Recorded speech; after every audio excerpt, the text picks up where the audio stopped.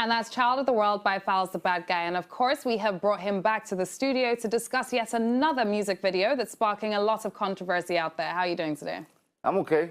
I'm good. Good. So I actually want to know how you're feeling with regards to the responses that you've gotten to Child of the World. I'm feeling good. I'm feeling happy because I've been able to start the conversation, to spark the conversation, and that was, the intention from the beginning. Okay, let's backtrack a bit. What would you say was the intention behind the story that you actually told? Okay. Well, I was trying to send out some positive messages, quite a few messages in one. So pretty much the text at the end of the video actually, sums up the messages in the video.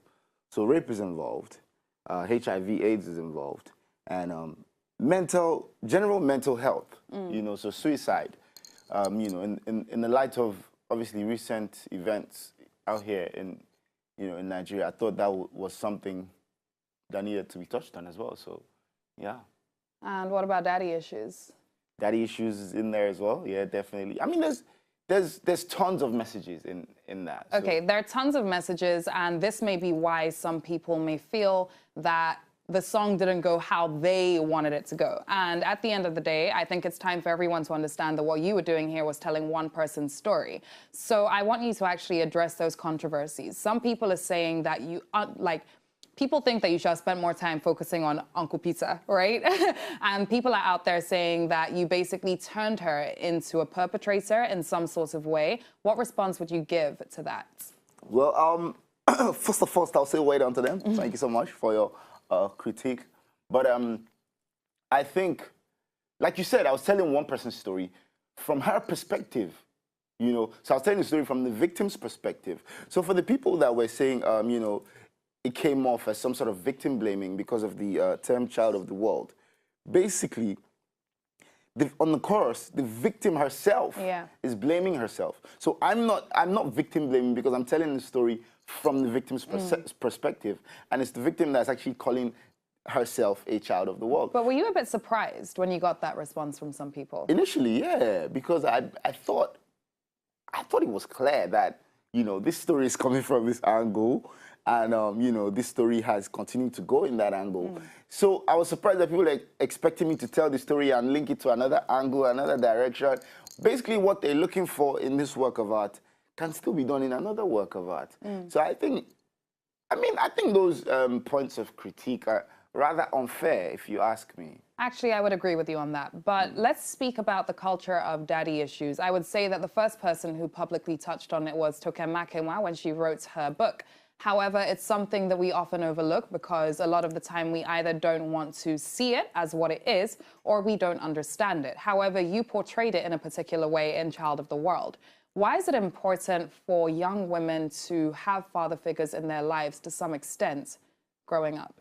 It's very important. And I think, the role of parents can never be dismissed or undermined in the growing up of a child. And, we often find that children that grow up in homes that, don't necessarily stay together, that eventually sort of affects them. Children that grow up in homes where, parents are separated, divorced, these issues usually affect them. So that's why parents really need to make the effort to stay with their children all the way throughout their, their youth and just be there for them in every way possible. On this song, her dad pretty much ran away. So, she didn't have that daddy figure in her life, and that just made her go the extreme direction, the wrong way, of course. But, it's something that I think definitely a lot of young people growing up experience, and, it needs to be touched on. And did you expect that direction from Kemi Adetiba with the visuals, or were you a bit surprised yourself? No, we discussed it, so I wasn't surprised. Before we filmed, we discussed it, and, she said that this was the direction that she was going to go. And funny enough, she said to me that she was anticipating some sort of backlash, like, what's going on right now, actually. But I didn't even see it.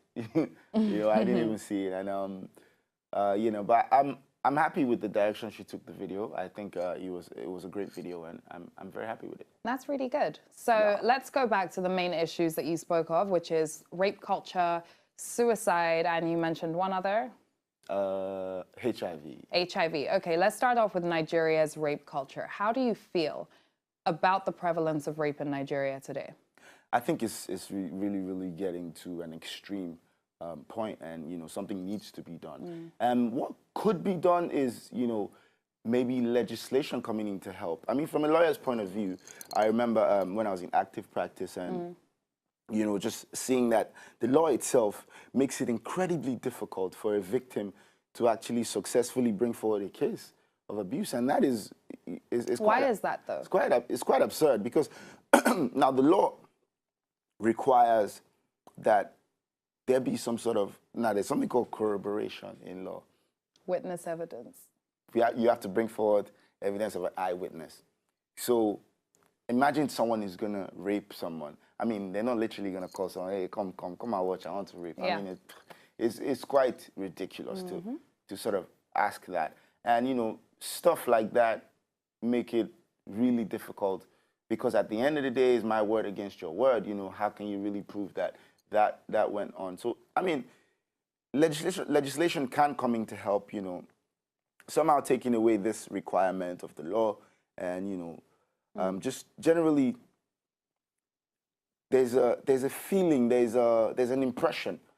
Some people say it's a cultural thing. Some people will say, oh, you were raped, and you say, what were you wearing?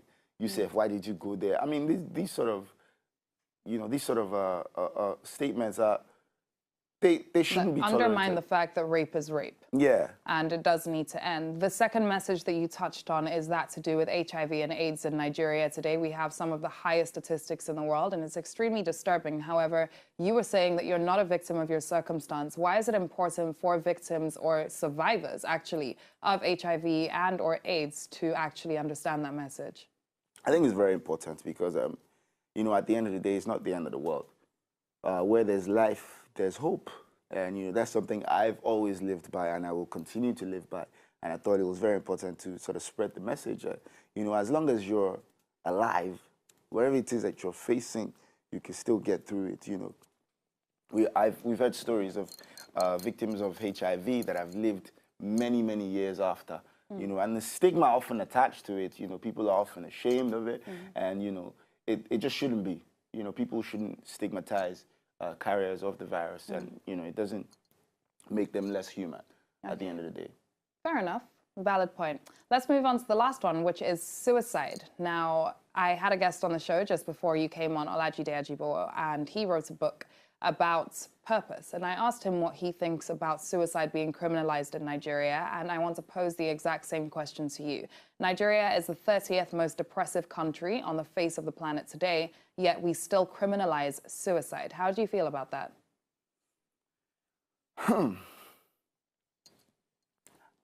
I think I understand why it could be, but at the end of the day, there's no reason why anyone should want to end it. There's no reason why anyone should say, you know, this is it, I just want to take my own life. And, you know, I think is as a deterrent, you know, that law is there. It's probably so that, you know, less people think about it because they know that, you know, at the end of the day, it's a crime. But isn't it a bit counterproductive if suicide is a crime? So how would you punish the offender when they've already killed themselves? Right. Right? Yeah, it's a bit funny. I guess attempted suicide should be a crime. Yeah. Okay, fair enough, fair enough. I just wanted to get your opinions on that as well. So what I want to touch on before we round up is the fact that a lot of people are now labeling you as a conscious artist, right? People are referring to musicians in our history like Fela, etc., and saying Falz is going down a similar route. Is this a route that we are going to see you traveling on for a long period of time? Well. Conscious music is something I've always made, and, you know, I've always, even when I'm making fun songs, music, they're still, I'm making lamba, you know, something that you can dance, move the body to. There's still that conscious message in there. There's still elements of seriousness, and there's still messages that you pick from them. And it's something I will continue to do, you know, up until I stop making music. You know, I will continue to spread, you know, positive messages and messages that I feel like people need to sort of wake up to. And right now I'm actually working on an album that is entirely conscious. You know, it's a big step. I don't know if anyone has sort of, I mean, of course, apart from the greats from back in the day, like you mentioned, Fela Kuti, you know, I don't know if anyone has sort of, in recent time, done that kind of thing, but yeah, it's something I'm willing to embark on. And when can we expect that? Very soon, very soon, very soon. I don't want to give you a date yet, because my oga at the top still need to confirm it. All right, that makes sense. Now, I want to play a little game with you. I'm going to name you some people, Ooh, I like and I want you to tell me the first thing that comes to your head. I don't even have the people's names on my tablet. Don't think I'm going here for anything special. So I'm thinking off the top of my head as well. Actually, let me see who is celebrating a birthday today and start off with that person. Mohammed Sambo, ex-vice president of Nigeria. Nothing comes to my head. Nothing. Muhammadu Buhari. One word. Go. Wizkid. Star. Saraki. Oh, man, do you really want me to express myself? Yeah, one word.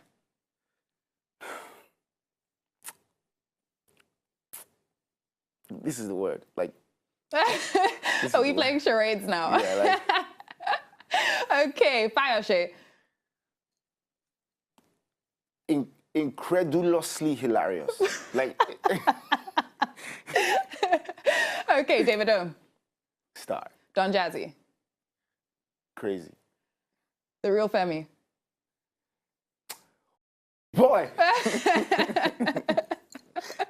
Okay, those are some people that I could think of off the top of my head. One last question to bust your brain. How do you describe the color yellow to someone that's blind? I say it's bright and it's the color of Indomie. But if they're blind, they don't know the color of Indomie. So I just say it's bright. It's bright. So if I'm blind now and you said to me that it's bright, am I going to understand that is it the only bright color though? Because it's not the only bright color, because in Yoruba, I don't think there's yellow. You say like pupa, and pupa means like light. So you are yellow, pretty much. Interesting. Last question. Who's the president of the Sweet Girl Association? Bells. Oh, bets of course. Layla Johnson Salami in the building, ladies and gentlemen. That is the president of the SGA. To enjoy more of these our Ogbonge videos when you just watch, press this button to subscribe on top of our YouTube page. You go love her.